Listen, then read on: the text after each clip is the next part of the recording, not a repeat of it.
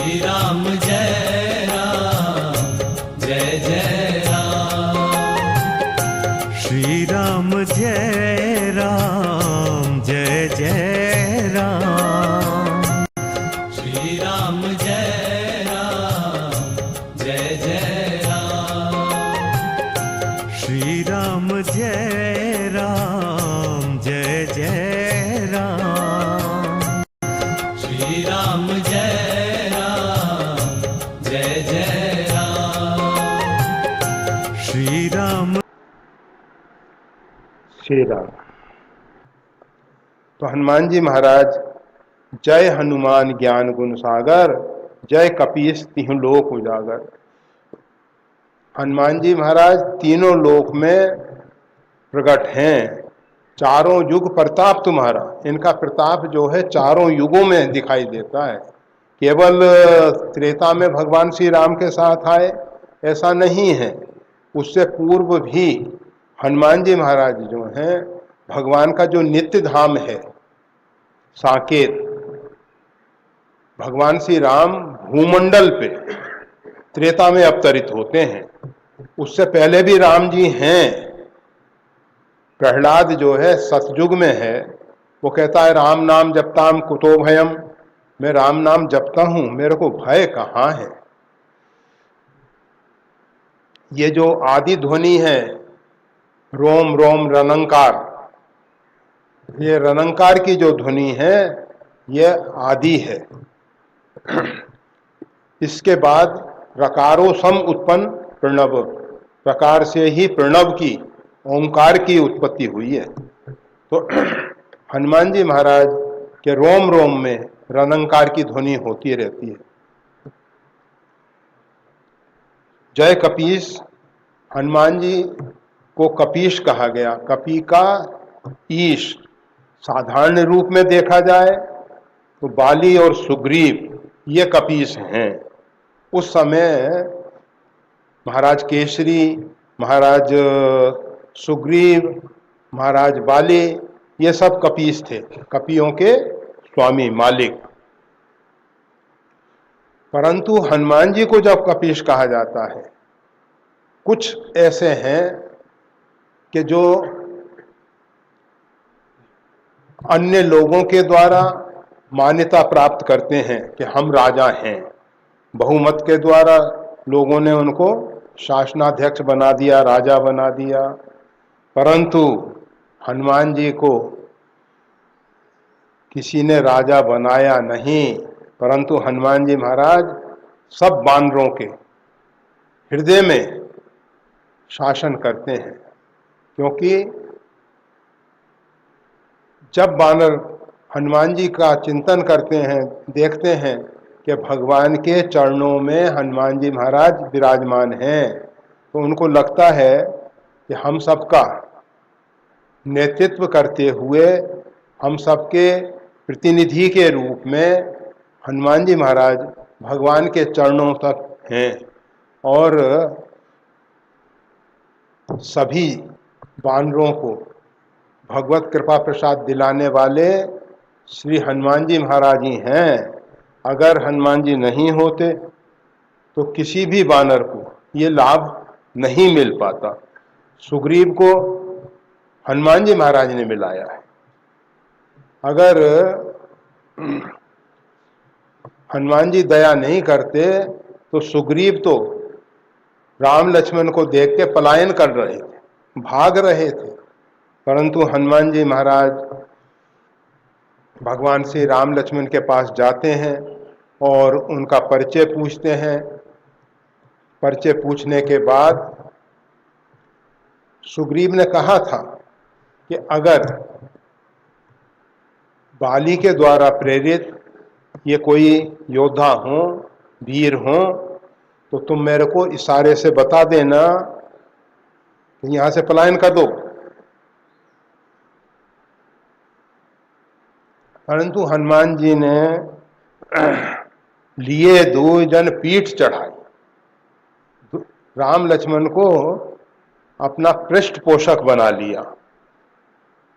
जीव को हनुमान जी एक प्रेरणा देते हैं कि देखो, जब तक तुम अपने बल से कार्य कर रहे हो, तब तक उसमें सफलता और असफलता दोनों ही संभव हैं।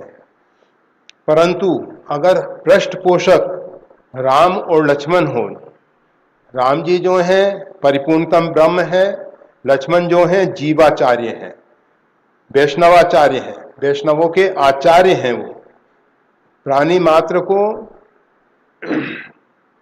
भगवान की भक्ति के मार्ग में ले जाते हैं।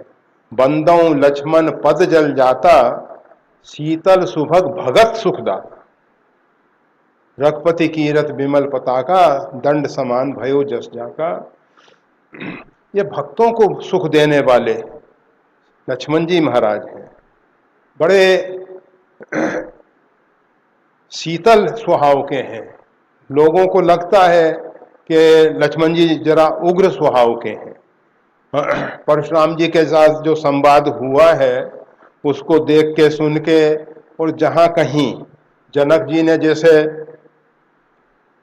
पृथ्वी को क्षत्रियों से रहित बताया, वीर विहीन मही में जानी, जब जनक जी महाराज ने कहा कि ये पृथ्वी जो है सूरवीरों से रहित हो गई है, तो लक्ष्मण जी से सहन नहीं हुआ। विद्यमान रकुल मनि जानी, कही जनक जस अंचित वाणी। महाराज जनक ने बड़ी अंचित वाणी बोल दी है। यहाँ विद्यमान है रघुवंश, भगवान श्री राम यहाँ विराजमान हैं, उनके उपस्थित होने पर इस प्रकार की वाणी जो कह रहा है वो साधारण व्यक्ति नहीं है, वो जड़ है, मूर्ख है।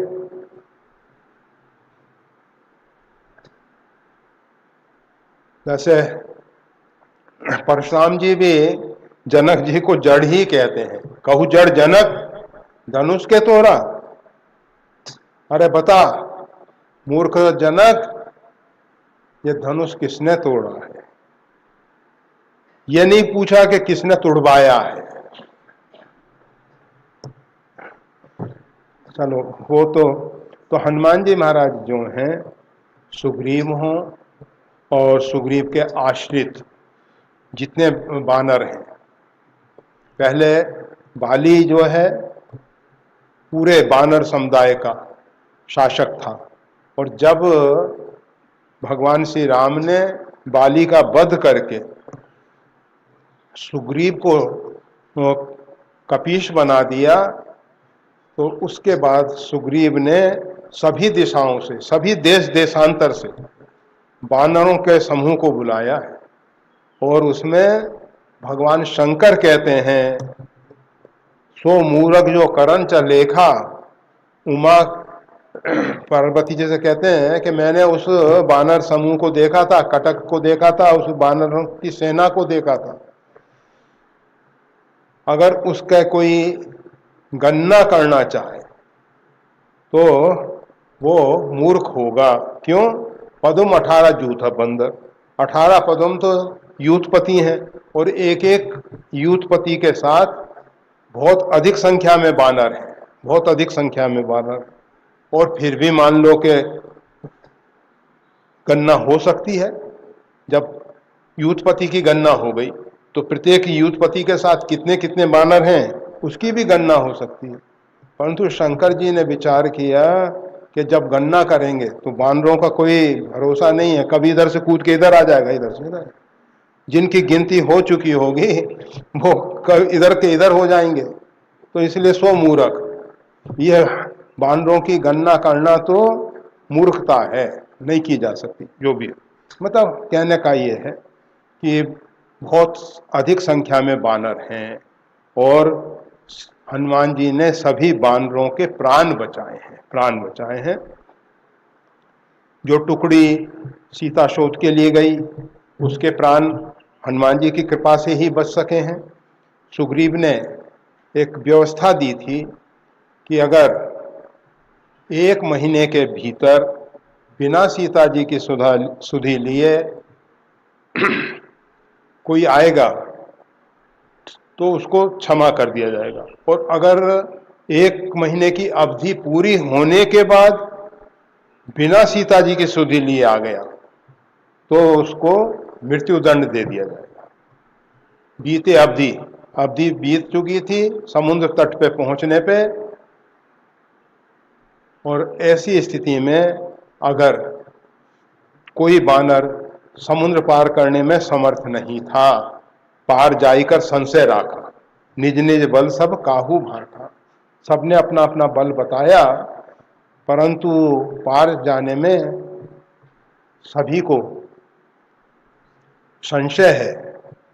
अंगद कही जाऊं मैं पारा, जिए संशय कछ फिरती बारा। अंगद ने इतना जरूर कहा कि मैं पार जा तो सकता हूं, परंतु लौट के आऊंगा या नहीं आऊंगा, इसमें संशय है। और आप सब जानते हैं, सभी आर्ष ग्रंथों का एक मत है, संशयात्मा विनश्यति। जब मन में संशय आ जाए तो वो कार्य नहीं करना चाहिए, क्योंकि संशय से भरा हुआ जो चित्त है, मन है, ये संशय की उत्पत्ति कहां से हुई है? आप देखते हैं, व्यक्ति को परमात्मा श्रद्धा से भर के भेजते हैं। जो भी छोटे बच्चे जन्म लेते हैं वो श्रद्धा से भरे होते हैं। उनको लगता है कि जो भी हमारी माँ कह रही है, जो भी दूसरा व्यक्ति कह रहा है, वो सत्य है। उसमें फिर जब थोड़े बड़े होते हैं तब उनको मालूम पड़ता है कि नहीं नहीं, सत्य ही नहीं असत्य भी बोला जाता है। उससे पहले उनको नहीं मालूम होता कि असत्य है। जब उनको मालूम पड़ता है कि असत्य भी बोला जा सकता है तो उनके मन में संशय आता है। इसीलिए हमारे यहाँ धर्म न दूसर सत्य समाना, सत्य की जो इतनी महिमा गाई गई है वो इसीलिए गाई गई है क्योंकि सत्य है तब तक श्रद्धा है, और सत्य के साथ असत्य की अगर संभावना हो गई तो संशय आने शुरू हो जाएंगे। तभी संशय आते हैं, और संशय ऐसे नहीं आते हैं, संशय आते हैं असत्य के कारण आते हैं। अगर असत्य का अस्तित्व ही नहीं होता तो फिर इसीलिए इस भूमंडल पे भारतीय सनातन धर्म में सत्य को सबसे ऊंचा, सत्य के समान कोई दूसरा तप नहीं है, सत्य के समान दूसरा धर्म नहीं है। अरे सत्य तो साक्षात परमात्मा का स्वरूप है। हम नारायण को भी सत्य कहते हैं, सत्य नारायण। और नारायण के साथ उनकी शक्ति, आप ये जो राम लक्ष्मण जानकी देखते हो ना, ये क्या है? नारायण, नारायण की शक्ति और शेष, ये तीनों हमारे यहाँ शुरू से लक्ष्मी नारायण और शेष, शेषैया पे नारायण लेटे हुए हैं, लक्ष्मी जी चरण सेवा में हैं। तो ये जो चित्र है इसकी उपासना होती आ रही है, इसीलिए फिर राम लक्ष्मण जानकी की होती है, क्योंकि ये नारायण जो हैं राम जी बनते हैं और लक्ष्मी जी सीता जी बनती हैं, शेष जी जो हैं लक्ष्मण जी बन जाते हैं किसी किसी कल्प में। प्रत्येक कल्प की हम बात नहीं करते। रामचरितमानस में 4 कल्पों की कथा है। किसी कल्प में रावण जो है प्रताप भानु और अरिमर्दन बनते हैं, उसमें मनु शत्रुपा के लिए जो परिपूर्णतम ब्रह्म अगुण अखंड अनंत अनादि जय चितई परमार्थवादी नेत नेत जय वेद निरूपा निजानंद निरपादि अनूपा, वो जो ब्रह्म है वो भगवान श्री राम आते हैं और उनके साथ आदि शक्ति जय जग उपजाया सो अवतरी मोरमा। और जब भगवान श्री राम वो लीला करके चले जाते हैं तो उसी लीला को, जैसे आज भी लोग रंगमंच पे रामलीला करते हैं, तो रामलीला करने में कोई को राम जी बना दिया जाता है, किसी को सीता जी बना दिया जाता है, किसी को लक्ष्मण बना दिया जाता है। इसी प्रकार से फिर वो रामलीला को दोहराने के लिए नारायण जो हैं वो राम जी बन जाते हैं, और लक्ष्मी जी जो हैं सीता जी बन जाती हैं,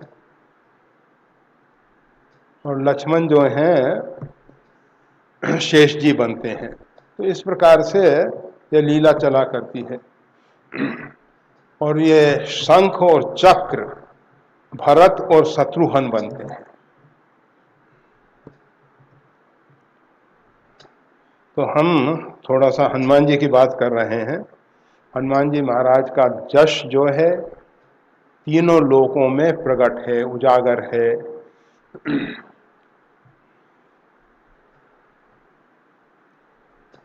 ऐसे हनुमान जी महाराज जो कपीश हैं और जिनका जश तीनों लोक में प्रकट है, उनकी जय जयकार हो, उनकी जय जयकार हो। हम अपना पराजय, अपना पराभव स्वीकार करते हैं और हम उनकी शरण में आते हैं। इस विषय में जैसा कल कहा गया था, जय जयकार करते समय हमेशा जिस प्रकार से परशुराम जी ने भगवान श्री राम की जय जयकार की है, वो भाव हमारे अंदर होना चाहिए। भगवान के सामने परशुराम जी पराजित हुए, परंतु प्रसन्नचित होके भगवान से प्रार्थना की, क्षमो क्षमा मंदिर दो भ्राता। आप क्षमा के भवन हैं, आप दोनों भाई मेरे अपराध को क्षमा करें। अनचित बहुत कहूँ अज्ञाता, अज्ञान के कारण हमने अनर्गल प्रलाप किया, जो नहीं कहना चाहिए था वो कहा गया है, तो आप हमारे अपराध को क्षमा करें। इस प्रकार की क्षमा याचना करते हुए ये जो भारतीय संस्कृति है, इसमें अहंकार सिर न उठाने पाए, इसके लिए क्षमा को बहुत अधिक महत्वपूर्ण समझना चाहिए, बहुत महत्वपूर्ण समझना चाहिए। वैसे पाश्चात्य देशों ने भारतीयों को एक शब्द सिखा दिया है, सॉरी। कहना तो सब सीख गए, परंतु सॉरी का अर्थ होता है दुख है हमें, परंतु क्षमा याचना होनी चाहिए कि हमको हमारे द्वारा जो भी भूल हुई है, अपराध हुआ है, चाहे वाणी के द्वारा हो, चाहे शरीर के द्वारा हो या मन के द्वारा हो, तो क्षमो क्षमा मंदिर दो भ्राता। हमारा तो प्रातःकाल उठने पर पाद स्पर्श क्षमस्व में पृथ्वी से हम प्रार्थना करते हैं कि हे पृथ्वी, ओम समुद्र मेखले देवी पर्वत स्तन मंडले विष्णु पत्नी नमस्तुभ्यम पाद स्पर्श क्षमस्व में। समुद्र ही जिसकी मेखला है, ये मेखला कटी का भाग, यहाँ तक कटी का भाग है। हिमालय जो है वो सिर है, हिमालय सिर है। वैसे पांडवों के समय चीन बाहिलिक देश, चीन पे और बाहिलिक देश पे सब पे अर्जुन ने विजय पाई थी। अर्थात पांडवों के समय का जो भारत है उसमें चीन भी आ जाता था। और भगवान श्री राम के समय भूमि सप्त सागर मेखला, एक भू प्रगपति कोशला, सप्त सागर मेखला, सप्त सागर पर्यंत भगवान श्री राम का राज था। बैठे राम, तीनों लोगों के ऊपर भगवान श्री राम का शासन था। रावण जो है तीनों लोगों पे, तीनों लोगों को कहना जरा छोटा हो जाएगा, ब्रह्म सृष्टि जह लग तनधारी, जहां तक ब्रह्मा की सृष्टि है उसको ऊपर रावण ने अपना आधिपत्य कर रखा था, और भगवान श्री राम ने उसको पराजित करके पूरी ब्रह्मा की सृष्टि पे अपना आधिपत्य किया। परंतु भगवान श्री राम को राज को बढ़ाने का कोई प्रलोभन नहीं था। वहां का राज, लंका का राज विभीषण को दे दिया। किष्किंधा में बाली का वध करने के उपरांत भगवान चाहते तो वहां का राजा लक्ष्मण को बना देते। स्वयं तो राजा नहीं बन सकते क्योंकि माता जी का आदेश है 14 वर्ष राम वनवासी। लक्ष्मण जी को तो वनवास नहीं दिया गया, तो लक्ष्मण जी को तो राजा बनाया जा सकता और सुग्रीव को मंत्री बना देते, कर सकते थे भगवान श्री राम से। परंतु भगवान के मन में भूमि का, राज का किसी भी प्रकार से प्रलोभन नहीं था। आजकल नहीं होता कि कोई महिला सीट है तो पति जो है महिला के नाम पे शासन करता है। खड़ी तो महिला होती है परंतु चलती सब उसके पति की है। ऐसा ऐसा सब करते हैं। ऐसे भगवान श्री राम भी लक्ष्मण जी को सिंहासन पर बैठा के रिमोट कंट्रोल करते रहते, पर ऐसा नहीं किया गया।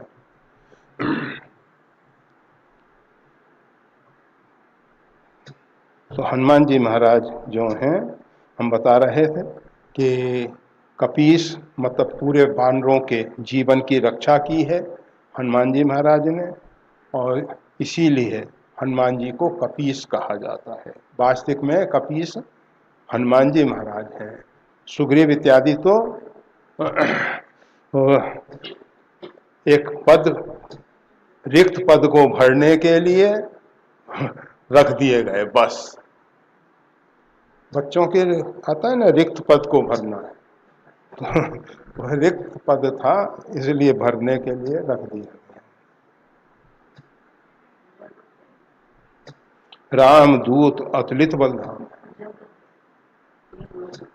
उजागर मतलब प्रगट, प्रकाशित।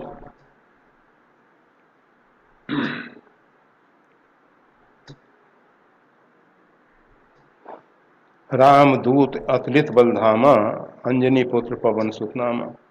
राम जी के दूत हैं और अतुलित बल के धाम हैं। इस विषय में हनुमान बाहुक में कहा गया है, भीषम कहत मेरे मन हनुमान सारे को त्रिकाल न त्रिलोक महाबल। भीष्म जी कहते हैं तीनों काल में, तीनों लोक में हनुमान जी के समान कोई बलवान नहीं, कोई बलवान नहीं। ये भीष्म, वह भीष्म काशी नरेश की 3 कन्याएं स्वयंवर के लिए थीं और भीष्म वहां पहुंचे और जितने राजा उस स्वयंवर में आए थे अपने बाण के द्वारा सबके मुकुट उतार दिए और सबको पराजित कर दिया। मतलब भीष्म ऐसे बलशाली हैं, ऐसे बलशाली हैं कि सभी राजाओं को पराजित किया है। भीष्म के सामने कोई टिक नहीं सकता। वो तो अर्जुन को भी शिखंडनी का कवच बना के युद्ध करना पड़ा, क्योंकि भीष्म जो हैं हिंदू सनातन धर्म की कभी कभी मर्यादा का पालन कर लेते, हमेशा करते थे ऐसा तो हम नहीं बोल सकते, परंतु तो वो नारी पे शस्त्र प्रहार नहीं करते। भगवान श्री राम जब ताड़का सामने आई तो विश्वामित्र जी ने कहा ये दो जनपद उनके नाम वाल्मीकि रामायण में हैं। इस ताड़का ने इन दोनों जनपद को जन शून्य कर दिया, सबका भक्षण कर करके कुछ लोगों का भक्षण किया, कुछ लोग पलायन कर गए, भाग गए। इस ताड़का ने ऐसा आतंक मचा रखा और इसकी संतान मारीच और सुभाव वो भी ऋषि महर्षियों के यज्ञ में नाना प्रकार के अवरोध पैदा करते हैं, यज्ञ को विध्वंस करते हैं। इसलिए आप ताड़का का वध करें। भगवान श्री राम ने कहा, हम सूर्य कुल रघुवंश में प्रकट हुए हैं। भगवान ने कहा जन्म है, परंतु हम अपने शब्दों में कह रहे हैं प्रकट हुए हैं। हम नारी के ऊपर अस्त्र नहीं चलाते। इसी प्रकार से रघुवंशी ब्राह्मणों के ऊपर अस्त्र शस्त्र का प्रहार नहीं करते। जब परशुराम जी आए तो भगवान श्री राम ने यही कहा कि हम तो आपके दास हैं, हम आपके सेवक हैं, ब्रह्म कुल पर हमारी कोई वीरता नहीं है, कोई वीरता नहीं। हम अपना शौर्य और वीर दुष्टों के ऊपर दिखाते हैं, साधु संतों के ऊपर, ब्राह्मणों के ऊपर नहीं, हम उनके सेवक हैं। तो भगवान ने कहा कि ये तो नारी है, इसके ऊपर हम बाण का प्रहार कैसे करेंगे। विश्वामित्र जी ने कहा, देखो नारी जो है अपने कुछ विशेष गुणों के कारण नारी होती है, ये नारी नहीं है, ये तो राक्षसी है, राक्षसी। और वैसे थी ये एक गंधर्व कन्या और इसका विवाह एक राक्षस के साथ हुआ है और उसी की संतान ये मारीच और सुभाव। तो भगवान श्री राम से कहा कि प्रभु आप इसको नारी समझ के इस पे दया ना करें, ये तो कितने जनपदों को जनशून्य कर चुकी है और अगर ये जीवित रहेगी तो पूरी मानव जाति के ऊपर संकट बनेगी, इसलिए आप इसका अंत कर दें। अभी तो इसकी जो दो संतान हैं वही परेशान कर रही हैं और अगर आगे इसका परिवार बढ़ा तो फिर पता नहीं पूरी पृथ्वी पे राक्षसों का आतंक फैल जाएगा। हम बता रहे थे भीष्म जो हैं नारी पे प्रहार नहीं करते और शिखंडिनी के रूप में जो अंबिका, हाँ तीन हैं, अंबा, अंबालिका, अंबिका, तो दो तो चित्ररथ और उनको वरण कर ली थी और एक ने वरण नहीं किया था और वरण नहीं करने के बाद उसने कहा था कि हम शाल्व को अपना पति मान चुके हैं।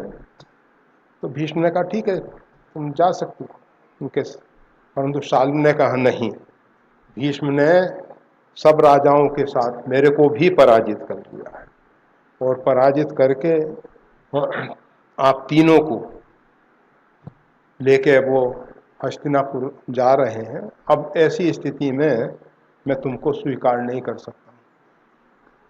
उसको बड़ा दुख हुआ कि देखो मैंने जिसको पति रूप में चुना था उसने भी मेरा त्याग कर दिया और उस समय की जो व्यवस्था है उसमें कोई भी जो प्रतिष्ठित राजा है वो उसको स्वीकार करने के लिए तैयार नहीं है। भगवान श्री कृष्ण ने जो 16,108 रानियों को स्वीकार किया है। उसमें भी इस प्रकार से जो भौमासुर सबको कन्याओं को बंदी बना रखा था, 16,000 को बंदी बना रखा था, 16,100 को, तो भगवान ने उनको मुक्त किया। प्रश्न ये उठा के अब इनको कोई स्वीकार नहीं करेगा, तो भगवान ने कहा कि ठीक है, हम स्वीकार करते हैं। और उनकी प्रतिष्ठा बनाए रखने के लिए भगवान ने इस प्रकार से किया। तो भीष्म कहते हैं, भीष्म तो बहुत बलवान थे और नैष्ठिक ब्रह्मचारी थे। पिता ने इनको वरदान दिया है इच्छा मृत्यु का, जब चाहोगे तभी तुम्हारी मृत्यु होगी। ऐसा जो महापुरुष है वो कह रहा है, भीषम कहत मेरे मन हनुमान सारिको, त्रिकाल न त्रिलोक महाबल। तीनों काल में तीनों लोक में हनुमान जी के समान कोई भी बलवान वीर नहीं है। हनुमान जी के विषय में भीष्म जी को पूरा चरित्र मालूम है, भूतकाल में भी नहीं है, वर्तमान में भी नहीं है, भविष्य में भी होने की संभावना नहीं है। तो अतुलित बल धाम हनुमान जी जो हैं, अतुलित बल के धाम हैं, राम जी के दूत हैं। अंजनी पुत्र पवन सुत नामा, और ये माता अंजनी के पुत्र हैं। पवन पुत्र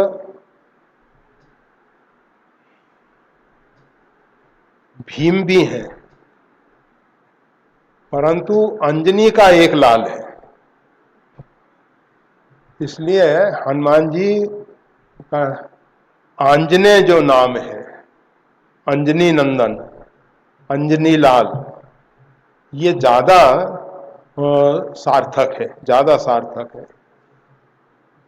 पवन पुत्र कहने में और भी पवन के पुत्र हो सकते हैं, इसलिए पहले परिचय में दिया गया अंजनी पुत्र, अंजनी के लाल हैं, और फिर पवन पुत्र हैं। अर्थात ऐसे हनुमान जी महाराज हैं, महावीर विक्रम बजरंगी, महावीर हैं, महा अजय संसार रिपु जीत सकई सो वीर। ये महा अजय जो संसार रूपी शत्रु है, कौन सा संसार? अहमता और ममता के आधार पे बनाया हुआ संसार। परमात्मा की जो उत्तम कीर्ति संसार है वो संसार नहीं।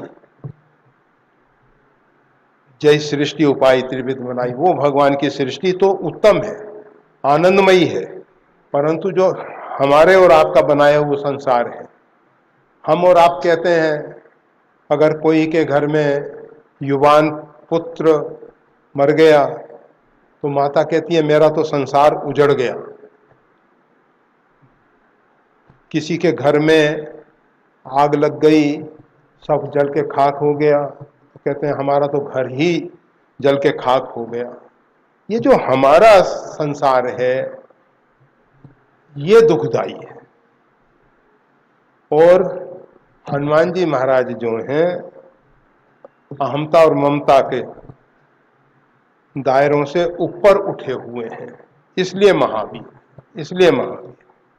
अहमता और ममता के संसार के बंधन में हनुमान जी नहीं है। हनुमान जी अगर अहमता और ममता का बंधन शुरू में ही त्याग करके आत्म कल्याण के लिए भगवत नाम जप साधना में लग गए।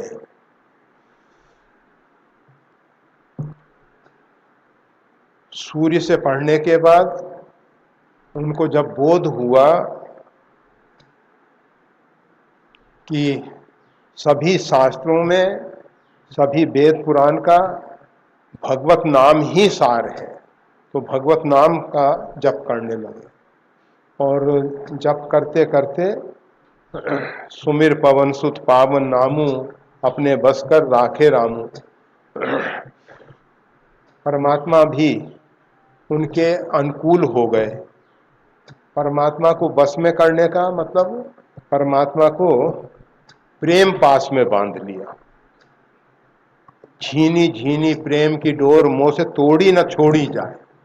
प्रेम की जो डोरी है वो बहुत नाजुक है, कोमल है और बहुत सूक्ष्म है, पतली है, परंतु भगवान उसको ना तो तोड़ पाते हैं न छोड़ पाते हैं। मुंह से तोड़ी न छोड़ी जाए, झीनी झीनी प्रेम की डोर। तो इस प्रेम के डोर में हनुमान जी ने राम जी को अपने बस में कर रखा है। दुष्टों को बस में करने के लिए उनकी पूंछ में लपेटा, कालने में आया चाहे कोई भी आया, बस देख लेते हैं।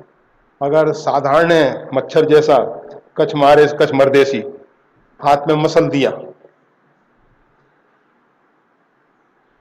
किसी दो वीर आए, दोनों के सिर आपस में टकरा के फेंक दिया, किसी को पैर से मसल दिया, और अगर ज्यादा बलवान दिखाई दिया तब उसको पूंछ में लपेट के पटक दिया। ऐसी हनुमान जी की लीला है। हाँ, पर हमेशा याद रखना, हनुमान जी गदा का प्रहार नहीं करते, गदा रखते ही नहीं हैं। ये मंदिरों में हमारे यहाँ भी रखे हुए हैं, दो दो गदा रखे हैं। एक चांदी की है। अब हम सोचते हैं कि चलो हनुमान जी के पास कोई ने ला के रखी है तो चलेगी, हो सकता जो भी, पर हनुमान जी कहीं हनुमान जी ने देखो देखो लरन हनुमान की, भगवान श्री राम जो हैं लक्ष्मण जी से कहते हैं, अरे लक्ष्मण, हनुमान जी की जरा लड़ने की कला तो देखो। नख आयुध गिरिपादप धारी, नख आयुध हैं उनके, नखून आयुध हैं, गिरि और पादप मतलब पर्वत और वृक्ष, यही उनके आयुध हैं। उनके आयुध गदा और मोती भाला नहीं है। हनुमान जी महाराज रथन, एक रथी आ रहा है तो एक रथ को उठा के उस रथ पे पटक दिया। हाथी से हाथी मारे, हाथी आता है तो एक दूसरे हाथी को पटक के हाथी को मार देते हैं। इस प्रकार से हनुमान जी महाराज युद्ध करते हैं। हनुमान जी महाराज कांधे मून जनेऊ छाजे, और ये वज्र हाथ में उनके ध्वजा विराजे। ऐसा आएगा इसमें, वो तो जब आएगा तब कर लेंगे। तो अंजनी पुत्र पवन सुत नामा, महावीर विक्रम बजरंगी। आप महावीर हैं और आप अत्यंत बलशाली हैं, बजरंगी हैं। इनका अंग जो है वज्र जैसा मजबूत है। वो हनुमान बाहु में कहा है वज्र तन वज्र नख वज्र, मतलब इनके नखून वो भी वज्र जैसे हैं, इनका शरीर जो है वो भी वज्र जैसा है, सर्वांग इनके वज्र जैसे हैं, इसलिए कहते हैं बजरंग। जितने अंग हैं इनके सर्वांग जो हैं वज्र के समान मजबूत हैं। इसलिए इनको बजरंग कहते हैं, बजरंगी। कुमति निवार सुमत के संगी, और जो उनके आश्रित भक्त हैं उनकी कुमति को दूर करके, उनको सुमति प्रदान करके उनका संग देते हैं। हनुमान जी किसका साथ देते हैं? सुमति क्या, कुमति का साथ नहीं देते, परंतु जो उनके आश्रित हैं उनकी कुमति को निवार मतलब निकाल देते हैं। उनके ऐसा कृपा प्रसाद प्राप्त होता है कि कुसंग से हनुमान जी बचा देते हैं, कुसंग से बचा देते हैं। अगर किसी ने हनुमान जी की शरणागति स्वीकार की है तो हनुमान जी महाराज जो हैं कुसंग से उसको बचाते हैं, कुसंग से बचाते हैं।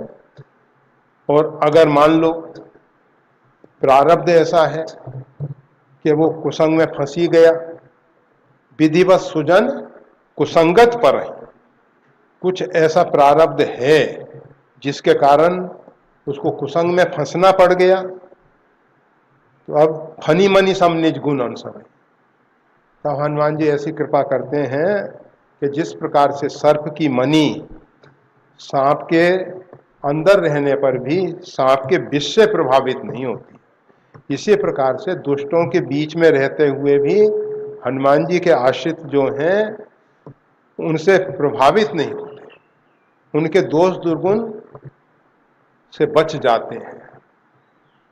आपने देखा नहीं, मोदी वहां गए अमेरिका, अब वहां डिनर में नवरात्र चल रहा है, उनको खाली जल पे रहना है। अब सब लोग तो मांस भक्षी बैठे हुए हैं, मीठी रंग, तो उसमें भी अपने आप को बचा लिया। ये हनुमान जी की कृपा है। हनुमान जी की जिसके ऊपर कृपा होती है वो कुसंग में फंस जाए, कभी पढ़ना पड़ता है, बीच में फंसना तो पड़ता है, जाना तो पड़ता है कुसंग, परंतु फनी मनी सम निज गुण अनुसार।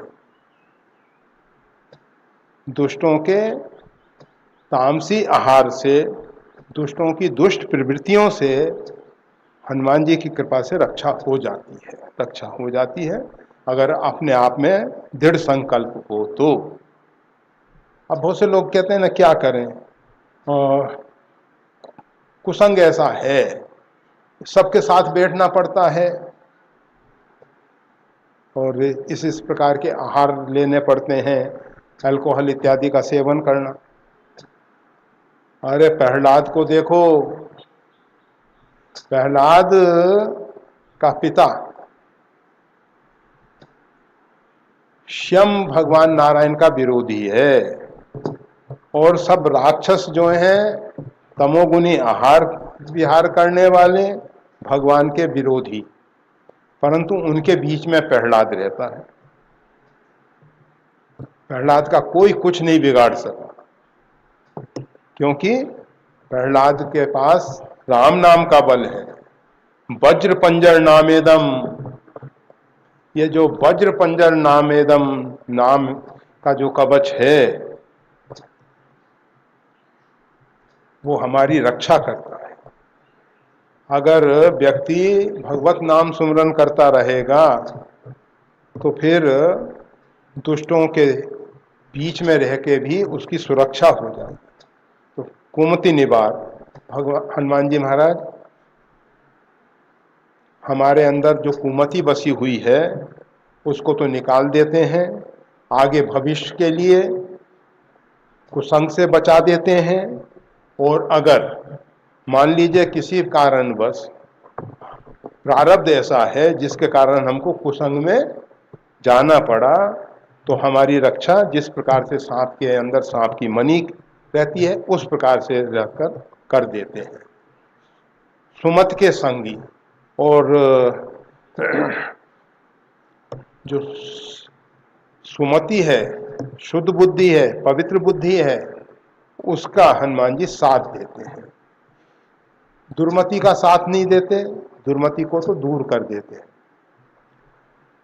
और सुमति का विकास कैसे होता है? सत्संग के द्वारा होता है।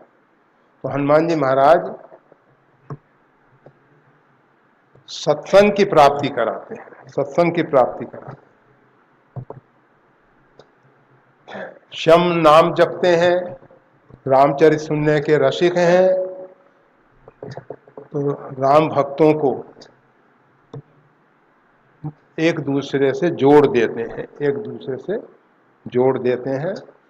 और कुसंग से उसकी रक्षा कर देते हैं। तो सुमत के संगी कंचन वरन विराज सुबेशा, इनका वेश बड़ा सुंदर है, सुबेश है, बहुत सुंदर है। और शरीर का रंग जो है, आभा जो है वो स्वर्णिम है, उनके रोम जो हैं वो भी स्वर्णिम है, शरीर का जो चमड़ा है वो भी स्वर्णिम है। कंचन वरण अर्थात सोने के रंग जैसे। विराज सुबेशा, वो बहुत अच्छे वेश में विराजमान है।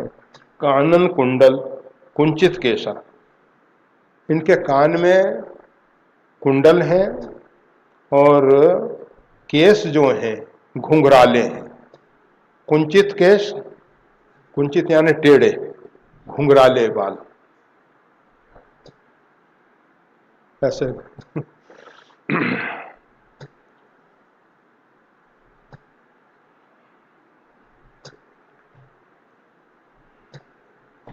हाथ वज्र और ध्वजा विराजे, हाथ जो है इनका वज्र जैसा मजबूत है। रावण जो है हनुमान जी की मुष्टिका के कारण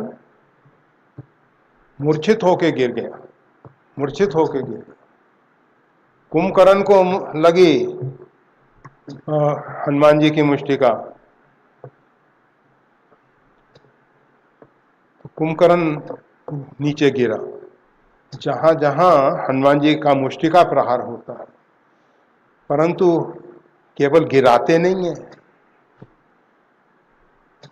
लंकनी को मुष्टिका एक महाकपि हनि और रुधिर वमत धरणी ढनमनि, इनकी मुष्टिका का प्रहार का एक चमत्कार, दूषित रक्त जो है निकाल दिया।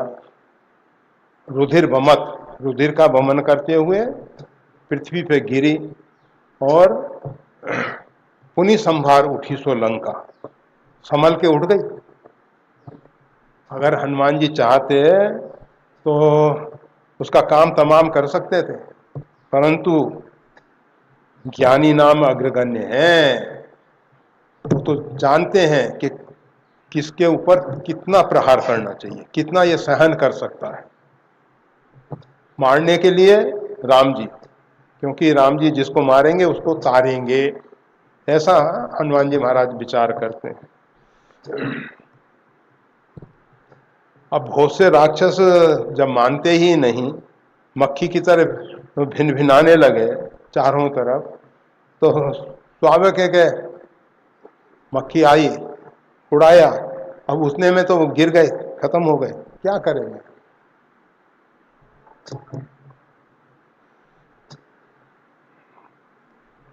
तो हाथ वज्र, उनका हाथ जो है वज्र जैसा है और वज्र प्रहार करने पर भी उसको सद्बुद्धि दे देते हैं, सद्बुद्धि दे देते हैं, स्मृति जागृत हो जाती है।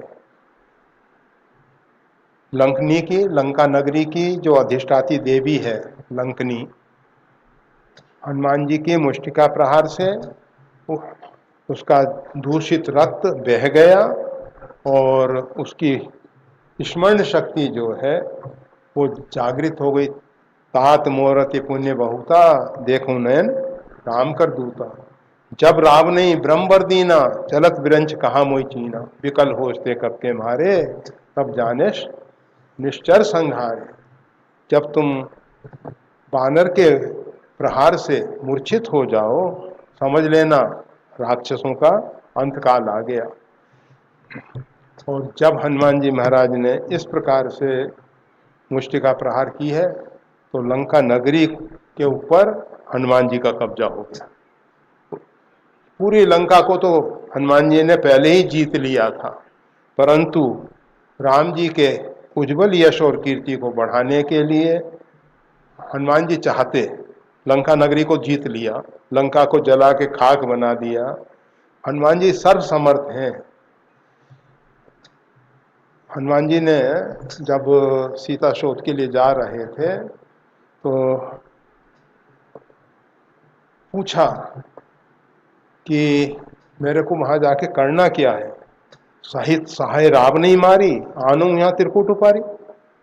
रावण को उसके सहित जितने सहायक हैं उसके, उनके सहायकों के सहित मारकर त्रिकूटाचल पर्वत को उठा के ले आऊं, क्योंकि सीता जी जो हैं लंका में विराजमान है और सीता जी किसी दूसरे का जानकर स्पर्श नहीं करना चाहेंगी। इसलिए ऐसी स्थिति में केवल सीता जी को तो लाना संभव नहीं है। सीता जी को लाना संभव नहीं है तो लंका का जो अधिष्ठाता रावण बना बैठा है उसको तो समाप्त कर दूंगा और उसके सहायक जो आएंगे उनको भी समाप्त कर दूंगा। और जो त्रिकुटाचल पर्वत है जिस पर लंका बसी हुई है उसको ही उखाड़ के ले आऊंगा राम जी के पास। लीलऊं नागऊं जल निधि खारा, और इस पूरे समुद्र को पान कर जाऊं। हनुमान जी कर सकते हैं। जब अगस्त जी रामाय नमः, राम भद्राय नमः, रामचंद्राय नमः कह के समुद्र का शोषण कर लेते हैं, तो हनुमान जी के लिए ये खारा समुद्र कोई बहुत बड़ा नहीं है। परंतु जामवंत जी ने कहा, इतना करो तात तुम जाई, सीतई देख कहू सुधी आई। आपको केवल इतना कार्य करना है कि भगवती सीता जी का दर्शन कर आओ और सीता जी की सुधी भगवान श्री राम को सुना देना। तो हाथ वज्र और ध्वजा विराजे, भगवान श्री राम की ध्वजा, राम नाम से अंकित ध्वजा हनुमान जी अपने हाथ में रखते हैं। कांधे मूंज जने उछाजे, कंधे पर यज्ञोपवीत है, परंतु कौन सा? मूंज का यज्ञोपवीत है।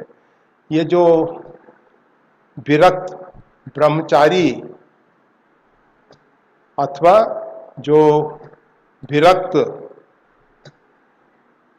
वानप्रस्थी हैं, विरक्त वानप्रस्थी, वानप्रस्थी दो प्रकार के हैं। एक बेखानस आगम है। बेखानस आगम के जो सन्यासी हैं वो सन्यासी जो हैं त्रिदंड धारण करते हैं। हाथ में दंड होता है, शिखा होती है, यज्ञोपवीत होता है, सब होता है। वो शिखा सूत्र से रहित नहीं है। ये 10 नाम में जो सन्यास है वो शिखा सूत्र से रहित है। और जो त्रिदंडी स्वामी है, एक बड़े विख्यात त्रिदंडी स्वामी हुए और बक्सर गंगा के तट पे, और उन्होंने बहुत अधिक सद साहित्य की रचना की, बहुत अच्छे विद्वान थे, त्यागी महापुरुष थे। और उस क्षेत्र में पूर्वांचल में उनके अनुयायी बहुत अधिक और उनकी प्रतिष्ठा बहुत अच्छी थी। अभी तो उनका शरीर पूरा हुआ है, उनके बाद उनके शिष्य सुदर्शनाचार्य हुए, वो भी तो त्रिदंडी स्वामी वहाँ उस गंगा के तट पे 2-3 महात्मा, एक खपरिया बाबा थे, एक ब्रह्मचारी जी थे और एक त्रिदंडी स्वामी, तीनों बड़े महापुरुष हुए। तो ये बताया जा रहा था कि जो विरक्त बेखानस आगम को मानने वाले सन्यासी हैं अथवा जो विरक्त नैष्ठिक ब्रह्मचारी हैं वो मूंज का जनेऊ रखते हैं। वैसे हमारे समाज में, तपस्वी समाज में मूंजिया बाबा भी हैं। वो मूंज का ही जनेऊ, मूंज का ही अड़बंद, मूंज का ही कोपीन, सब मूंज। मूंज एक घास होता है, जैसा कुश है डाव, उसी प्रकार से एक घास है, उसको मूंज कहते हैं। तो उसका यज्ञोपवीत बनाते हैं। उसका सूत बना के उसके, तो कांधे मूंज ये विरक्तों के लिए है। अर्थात हनुमान जी महाराज जो हैं विरक्त हैं और नैष्ठिक ब्रह्मचारी हैं जीवन पर्यंत, इन्होंने विवाह इत्यादि नहीं किया है।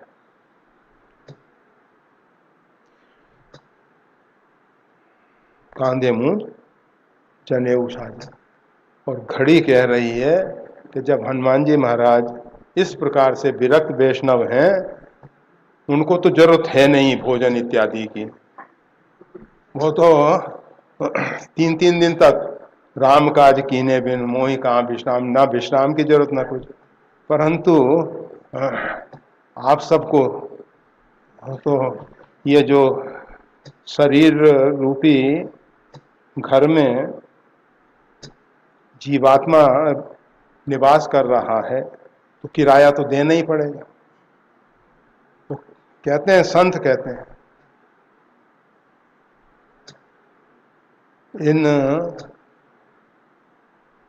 घर का किराया मतलब आहार, भोजन दे के निश्चिंत होके भजन करो। मतलब एक बार महीने का किराया दे दो और महीने भर शांति से रहो। 24 घंटे में 2 बार देना पड़ता है आपको, तो इकट्ठा नहीं कमा सकते ना, इसलिए रोज दिन में 2 बार दो, 3 बार दो। तो अभी भगवत प्रसाद पाने का समय है, भगवान का प्रसाद पाएंगे और राम गुण गाएंगे। जय श्री राम।